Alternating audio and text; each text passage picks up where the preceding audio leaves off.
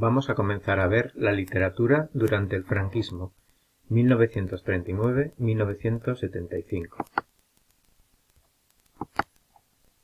El contexto histórico de este periodo está marcado por la salida de la Guerra Civil Española, que fue una contienda que duró 3 años. A continuación llega la dictadura del general Franco, que se puede dividir en varias etapas. Hay una etapa de profunda crisis económica, de una caída de la riqueza nacional y que, pues está marcada por la época del hambre, de la hambruna.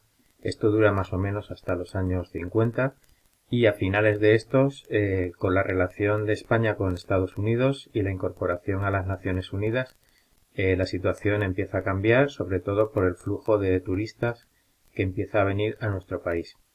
El sistema económico comienza a cambiar y en los años 70 el régimen empieza a debilitarse por una parte a nivel político, pero empieza a fortalecerse a nivel económico. El final de este periodo está marcado por la muerte de Franco. El fin de la guerra dio lugar a los siguientes enfoques literarios. Hay una parte muy importante, yo diría la que más, que es la literatura social de finales de los años 40, que está marcado por una crítica de la situación que se está viviendo. Pobreza, hambre, desigualdad, represalias. Toda esa época, viene marcada por un factor negativo que es recogido por la literatura de la época. Luego hay una literatura experimental, se abandona poco a poco esa literatura social comprometida y se buscan nuevos horizontes literarios, nuevas maneras de escribir, maneras más experimentales, más en la onda con lo que se estaba haciendo en otros países de Europa.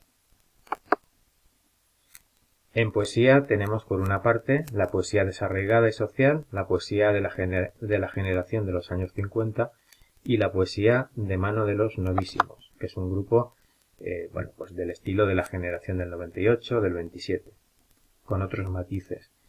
En cuanto a lírica, en cuanto a poesía, podemos hablar de Leopoldo Panero, de Luis Rosales en cuanto a poesía arraigada. Es una poesía que es afín al régimen de Franco, es una poesía, que está dentro de ese nuevo estilo que se va creando favorable al régimen de Francisco Franco. La poesía desarraigada es aquella, que viene de la mano de Blas de Otero, sobre todo, pero también de Dámaso Alonso, que si recordamos es uno de los autores del 27 de los que deciden quedarse en España. Luego también a partir de los 50 la poesía social, que es una poesía comprometida.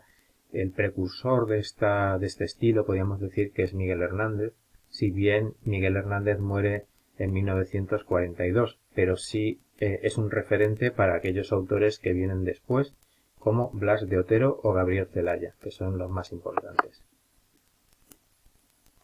La generación de los 50. Hay autores que abandonan la poesía social, que quieren, volver otra vez a esa evocación de la experiencia personal, de los recuerdos, de lo personal, es decir, pretenden salir de lo que es la crítica a un sistema político que se ha implantado en España en 1939 y fijar la lírica en algo mucho más íntimo, mucho más personal. Y en ese estilo, tenemos a Gil de Viedma, a José Ángel Valente, todos ellos, por supuesto, son contrarios al régimen. En los años 70 surgen los novísimos, surgen a raíz de la publicación de una antología, que son los 9 novísimos poetas españoles, de José María Castellet. Utilizan un nuevo estilo, es una poesía más esteticista, más colorista. También están en la onda con lo que se está haciendo en otros países de Europa, porque no es una poesía tradicional, sino que hacen referencia a cosas tan vanguardistas como el cine, la música, es decir, al panorama cultural que se está dando en esta época. No olvidemos que estos autores tienen relación con la época del 68, la época de los hippies, del movimiento contestatario, revolucionario, y se van uniendo a este estilo.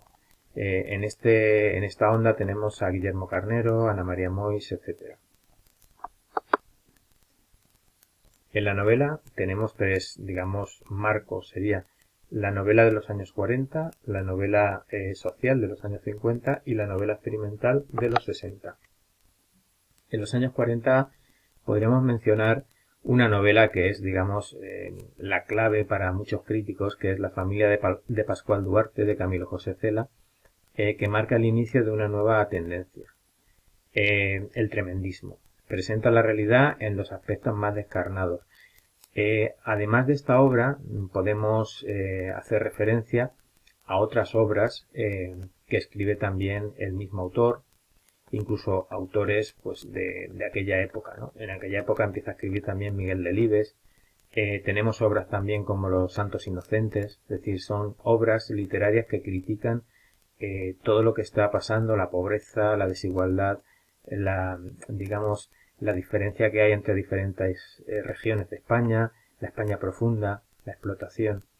Luego aparece una obra que es también un icono de la época, que es Nada, de Carmen Laforet, que bueno, pues gana un premio y narra el paulatino desencanto de una joven universitaria. Digamos, aquí enlazamos con el existencialismo que se está produciendo en Europa y que, bueno, pues tenemos algunos autores muy importantes como Albert Camus en Europa, Beauvoir, por ejemplo, y en esa onda pues tenemos a Sartre también. Es decir, hay varios autores europeos que están en la misma onda de Carmen Laforet. Es una forma de escribir pues mucho más negativa, mucho más unida pues a esa crítica, digamos, a lo de siempre, ¿no?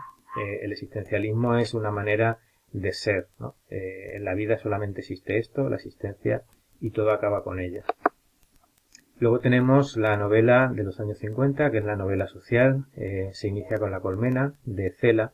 No olvidemos que Cela, Camilo José Cela, había sido censor, había pertenecido a ese grupo de censores del franquismo, es decir, los que se dedicaban pues a prohibir pues, ciertos libros, ciertas publicaciones, pero la colmena no deja de ser una obra bastante revolucionaria y bastante anti-régimen también, ¿no? Porque está retratando una España en fin, pues con toda la penuria, ¿no? que existía también.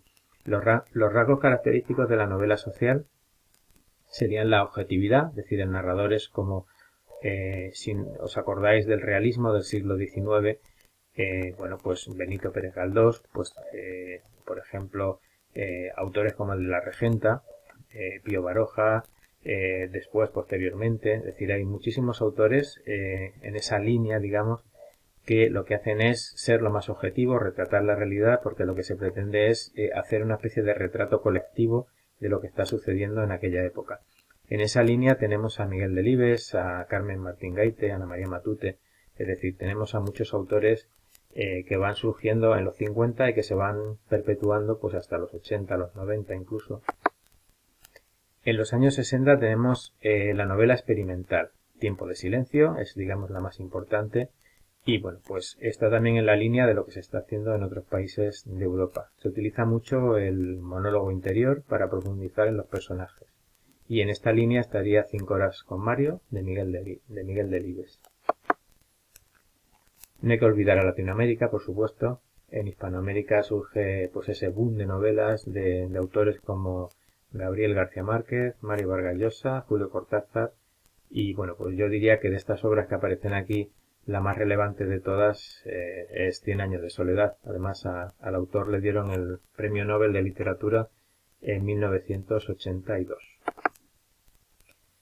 En teatro, bueno, simplemente mencionar algunos autores como Miguel Miura, Antonio Buero Vallejo, que es un autor que escribe Historia de una escalera, que es una obra de teatro de referencia en aquella época, y el teatro experimental de Fernando Arrabal. Por ejemplo, hay alguna obra que no aparece aquí, como Picnic, que es, digamos, una obra un tanto sarcástica, en algunos momentos un poco ácida, y que, bueno, pues el autor tampoco fue muy aceptado, ¿no? por el régimen, y sobre todo publica en París, ¿no? en Francia. Bueno, pues aquí hemos tenido una serie de autores de este periodo, del periodo franquista, y bueno, pues vamos a hacer una breve introducción simplemente en otro vídeo de lo que es este periodo, de lo que supone. Y bueno, pues como conclusión podríamos decir que en esta época se escribe pues a muchos niveles, ¿no? A nivel de retratar la realidad, a nivel de experimentar en la línea de lo que se está haciendo en Europa, y sobre todo enganchando con esos movimientos contestatarios, con esos movimientos revolucionarios que se van produciendo en Europa y en el mundo a partir de los años 60. Es decir, el franquismo no es igual en los años 40, es una dictadura mucho más férrea que a partir de los años 50, donde la dictadura, pues digamos, va cogiendo otro cariz, de otra manera, sobre todo por ese aperturismo, por esa relación con Estados Unidos y por esa apertura a las Naciones Unidas.